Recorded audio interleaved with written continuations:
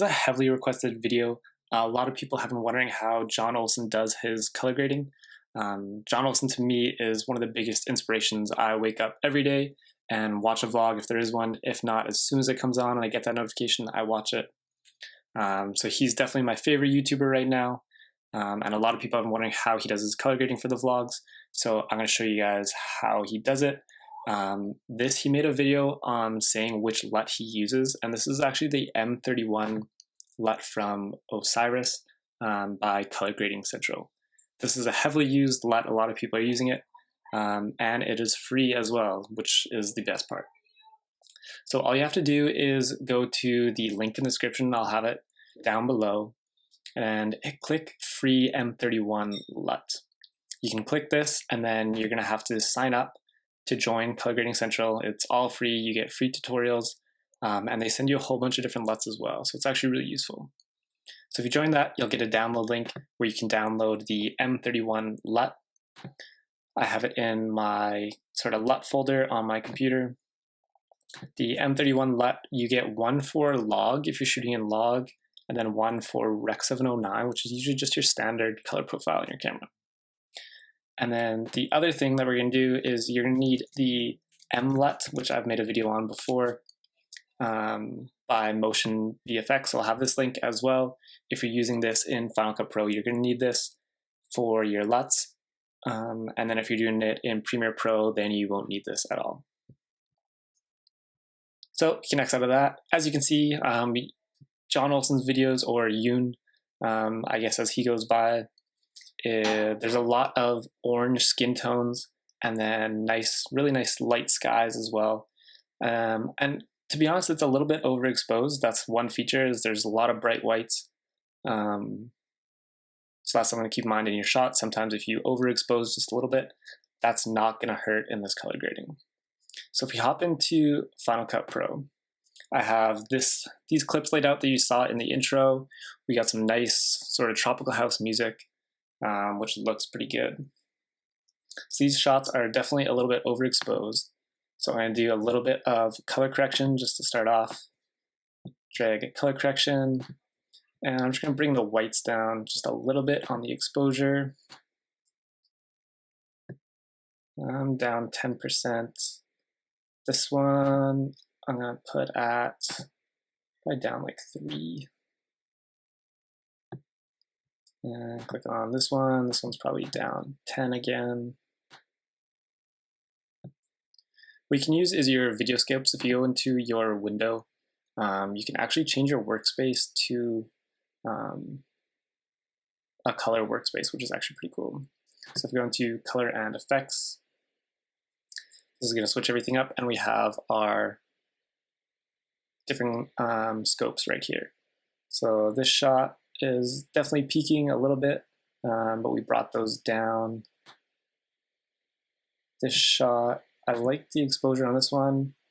Just for our color, we're going to desaturate it a little bit. Just desaturate that.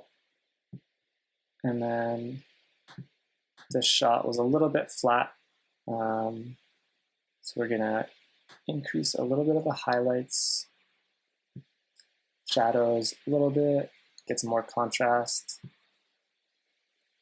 Or sorry, this is in saturation, so exposure, bump the whites up, get that contrast, and then saturation, bump the saturation. So this is just like a quick sort of color correction. You can see it's definitely a little bit more warm in our RGB parade, but that's gonna be okay. And then these shots, just drop the blacks a little bit in our exposure, just to get some contrast back in. And same thing. That's 5, 6. Change this to -5. Cool, so that is just like a quick sort of balancing of the exposure and saturations, make these clips work a little bit better together. So one super nifty trick that you can do when color grading is use adjustment layers. These are found everywhere. The Color Grading Central, they give you adjustment layers when you sign up. But I also have them as well. So if you want, I'll put a link in the description and you can download my adjustment layers. I made one for 4K video. I shoot a little bit of 4K, or quite a bit of 4K video with my A6300. So I have one for 4K and then one for 1080p. So I'm gonna take this and I'm just gonna drag this over and stretch it out to the full length. And then I'm gonna go in and add the LUTS effects. So I can hide that now, since I don't need that. And I'll just change my workspace back to default. So I don't need that anymore. Rearrange here. So we're dragging LUTS onto this adjustment layer, and this is going to allow us to apply a LUT to every single clip all at once, which is pretty cool. So if you go into Load Custom LUT and you select the M31 LUT. And for this one, I didn't shoot in log, so if you are shooting in a super flat color profile, then use the log. If not, use Rec 709. So I'm using Rec 709. You can load it.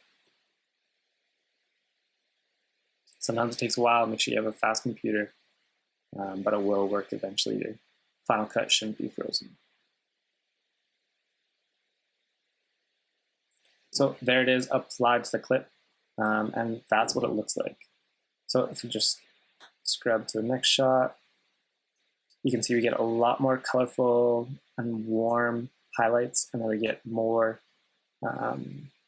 blue shadows. So this one, as you can tell, it's pretty saturated already, so that just makes it a little bit more saturated, really gets that sunset vibe. And same for this shot, which looks really nice at sunset. And that even on a sort of cloudy day, still gets sort of a nice warm tone to it. So let this render through and show you what it looks like.